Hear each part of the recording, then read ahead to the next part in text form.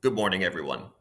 Alfred Cromwell here, founder and president of City Tutoring. I'm making this video to show you yet another example of the appalling state of math education in many of our schools. First, let me give you some background as to what happened. Yesterday, I had a new student who was a potentially new student. I haven't heard back from him yet, but he came to the offices of City Tutoring. His mother is in a desperate situation because the mother she comes from a mathematical background.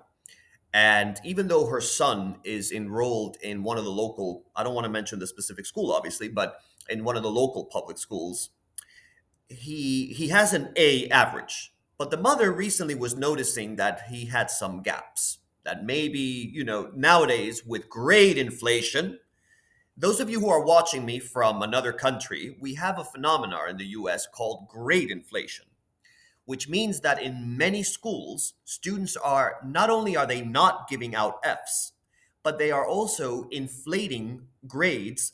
So students who are, for example, maybe a C student is getting a B or an A.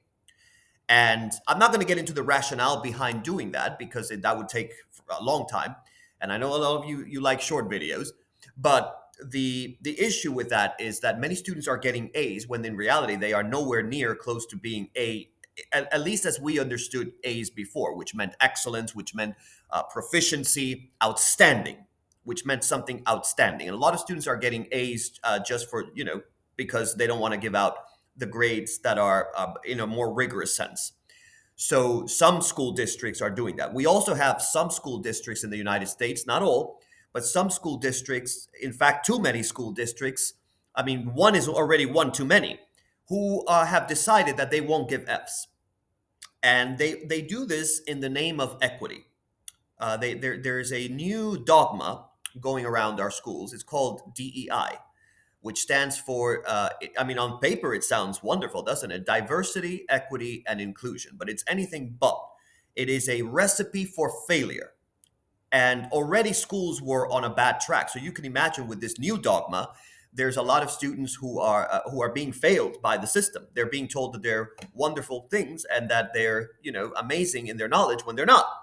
And so that's kind of the background here. So anyway, this was not a level test. Let me make that very clear. This was not a level test because the student is only interested in tutoring, kind of like enrichment, reinforcement. So I gave the student, I looked at his syllabus and I said, let me see what you're doing in your math classes. Let's see what's going on. And he felt very confident. He said, I can ace this. I said, all right, well, if you can ace this, that's a good thing. I'd rather a student tell me that they can ace things and doesn't have to join City Tutoring, right? That means that you're on the right track. But if you join City Tutoring, that means that you need intervention as soon as possible. So I'm going to share with you all the test that I gave him, just on quadratics and a couple of mixed concepts that I thought, looking at his syllabus, that he should at least know. Now, to be fair, when I designed the test, I looked at the part where it says covers quadratics. So most of the test was focusing on that particular, that's what he wanted to be tutored on. That's what he wanted to know what his level was. Because he said, well, all my teachers are saying that I'm an A student. I said, well, we'll figure it out. And so I gave this test, by the way. Here's a little bit of interesting info for you. Most of the questions on this test were, I've kept all my tests since I was in high school. I have never thrown away any test or any notes for that matter that I have ever written. So all of my notes, all of my grades, in fact, I still have, one day I'll share it with you all, some of the grade books. I kept a grade book. I was the only student in my class who kept a grade book, and everybody thought it was bizarre. All my classmates used to say, why do you keep a grade book? The teacher has a grade book. Yes, the teacher has a grade book, but I also want to keep track of my grades. Back in the day, you didn't have e-grades like now. You just, nowadays, a lot of students just log into a portal and they look up it's instant. But back then we had to wait for the marking. We used to have marking periods, first, second, third, fourth marking period. And that's kind of how things started. So I kept a grade book to keep track of my, not just my math grades, by the way. I did it for English. I had a list of, and interestingly enough, students started to become interested in it. And they started asking me to include them in the. So I started making a list, maybe not checking it twice, to use the Christmas reference, but I kept a list of all my classmates. So now, if I look at my grade books, I still have the entire list of who went to school with me, who was in a particular class, who the teacher was, the dates, everything was very organized. And I started writing down. I remember hearing, back. I don't know if they still do that in most schools today. Probably not, because it'd probably be a FERPA violation. But back then, they used to call out the grades. The teacher would say, "Alfred, you got an 80." And so I would write down, and I would hear other classmates, and I started writing down their grades in my grade book. You can imagine that didn't endear me to a lot of the students, but some of them found it beneficial, because then they would come to me and they would ask me. But anyway, I'll get to that in another video. But the video today, so I'm going to share with you the test, and I want you to leave me feedback. Let me know if you. I don't think it's a difficult test at all. The student in the beginning, when he looked over it, he said, "Oh, I'm going to ace this." Guess what? The student did not ace it. Not only did the student not ace the test, but actually scored a lot lower than. I'll show you the score, and then you let me know. All right. So as you can see on the screen, student earned a grade of 30, which is an F, 30 out of 100. So the way it works is that there were two parts to this, part A and part B. It says instructions. In part A, answer all of the questions. All work or justifications must be shown. In part B, you may answer 3 questions of your choice. Notice that in none of the problems, this is the document that I got back. Notice that in none of the problems did the students show any work. So I'm not sure if the students nowadays, in this particular instance, if they're not reading the directions. I do know that there was a report recently from our schools that said that even at the Ivy League level, there was a report actually from Columbia University, my alma mater, that said that students, even at the Ivy League level, are struggling to read. They will not read long books. And this is just another one of the tragedies. Their attention spans are ever decreasing. This spells a lot of trouble for our country, and it's happening more and more. The attention deficit. So that is why at City Tutoring we do not allow mobile phones. Anyone caught having a mobile phone, they have their phone confiscated. We do not. We actually find mobile phones in the classroom to be offensive. And not only because they are distracting, but also because they are downright disrespectful. So, notice what the student wrote for question number 1. Find a quadratic equation whose roots are 1 plus radical 3 and 1 minus radical 3. Student writes x minus 1 radical 3 times x plus 1 radical 3. Right? So they have confused this algebraic manipulation with, I don't know what this is, maybe imaginative doodling. So a quadratic equation, is not this work of fiction. So I don't know how the student is getting A's with, especially on this chapter, but this is a standard question. I mean, you can let me know in the comments. You can let me know in the comments. Are you a teacher? Let me know in the comments. Is this too hard? I don't think this is hard at all. Not for Algebra 2. Not for honors Algebra 2. Maybe I'm going crazy. I don't know, but I don't think that this is a hard question. An honor student should be able to do this, especially an A honor student. Now look at question number 3.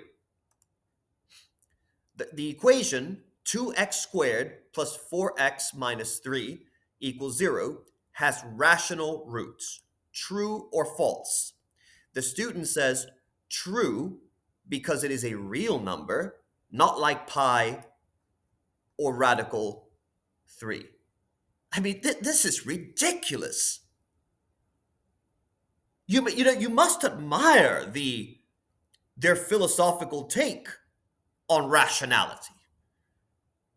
Unfortunately for the student, we have the discriminant. The discriminant tells you what kind of roots to expect. The discriminant is b squared minus 4ac, and it will tell no such tales. Here, if you take the discriminant, you have a value of 40, a number that is, of course, not a perfect square. No rational roots here, only irrational ones, much like the logic behind their response. So they're not teaching the discriminant in the school? I asked the student. By the way, the student knows I'm doing this. I'm not attacking the student. I'm going by. This is just to make our student. One of the strategies we do here at City Tutoring is to make the student realize just how bad the deficit in the gap in their knowledge is. We're not going to just tell you to feel good about yourself. We're going to show you what's going on. We're going to teach you to reason properly. So that's why I'm doing this with the student's permission, of course. I'm not giving out the student's name or anything like that. The student was shocked, horrified after the student got this result.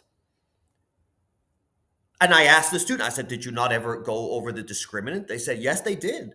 But they said, they never told us about this particular instance about rational roots or irrational roots.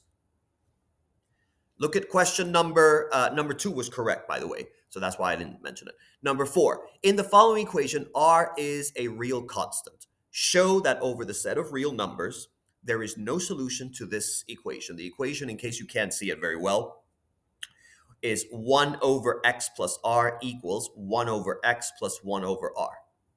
The student wrote x is less than 0. What does that even mean? I have no idea what that means. Right?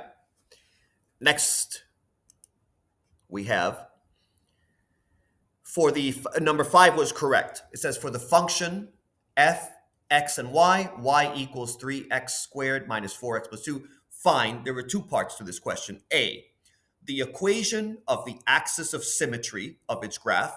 So the student says axis of symmetry is 2/3, and it's the minimum value. Okay, fair enough. I would have liked to see a little bit more y, but it's okay. Number 6, in the equation, y equals 2 parentheses x minus 16x, what constant number do you get when you complete the square? And the student writes, the student wrote x. So we have here the pièce de résistance. Excusez-moi le français. Right? Problem here. What constant do you get? X. So a constant that is as slippery as their understanding of quadratic forms. Never mind that if you actually distribute the equation, you have 2x minus 32x, right? And if you complete the square here, let me just double check something. Yeah, you have to complete the square.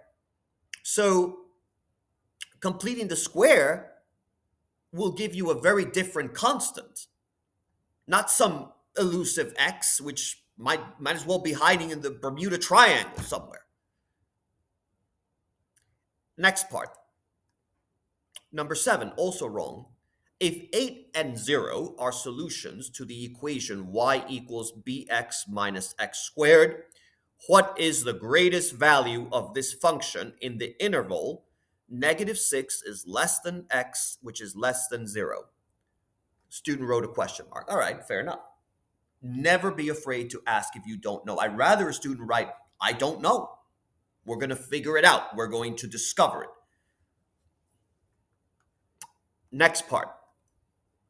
Now we're in part B. Answer any 3 questions of your choice. And I included in part B 8 questions, but you can choose 3. So it was really a 10 question, not a long test at all. So the student attempted question number 1 here.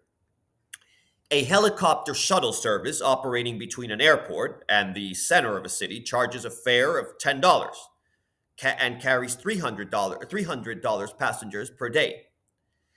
The manager estimates that he will lose 15 passengers for each increase of $1 in the fare.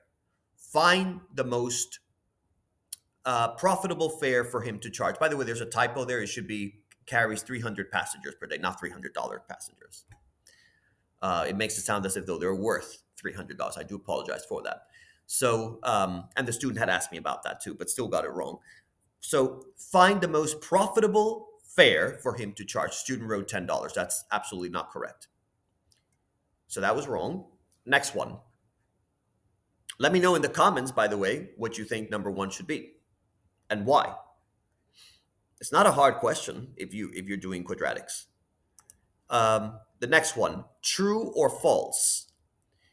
The square root of r can't see where we're r squared s to the fourth t squared equals the absolute value of r s squared t. Student wrote true.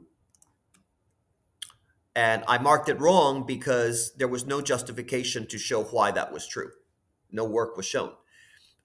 You have to show for what values, obviously. And if it is a true statement, then you show me what values make it true or not true. The next one, number 5, didn't do. Number 6, okay, number 6, the student tried number 6. That one the student got correct. It says, true or false, negative parentheses a plus b can be written as parentheses negative a plus negative b. Why? Student says true, because if you multiply the negative to a and b, you get negative a and negative b. So writing them a different way does not change how the equation works. Also, a plus minus would become a negative. That's okay. I would have liked maybe, but that's not, not a big deal, but I would have liked maybe if they named the mathematical property that makes that true. If he had Dolciani's book, the algebra book, he would know. But of course, we have Common Core now and all that other nonsense. So what do you think, ladies and gentlemen? What do you think of the results? Let me know what you think. I'm not pleased. I'm not pleased. We see a symphony of errors. We have a concerto of confusion. And dare I say, we have here a lot of mathematical misunderstanding. This is a very serious problem, by the way. These are the cautionary tales that will haunt your exams if you choose to scribble this way without any thought or rigor. So mathematics demands respect, not wishful thinking. All right? So my advice to you all is do this from time to time. If you don't want to do it with City Tutoring, that's okay, but you want to do it on your own time too. Check your knowledge. If you're an A student, check if you really are an A student. Test yourself constantly. I've got hundreds and hundreds and hundreds of assessments that I can give you. And I find this to be very troubling to me. So needless to say, the student is going to be enrolling probably very soon in our tutoring because the student needs the real mathematical truths. The student needs help. I told the mother already, I said, your child really, really, really needs help because we cannot go on like this. And the mother, of course, being of a mathematical background, she almost was in tears when she saw this. So I hope my desire is to do my very best to help our students. And I'm going to give it my all. Every year, I'm going to give it more and more and more and more effort, God willing, as long as God gives me the strength. Thank you all, and happy 2025.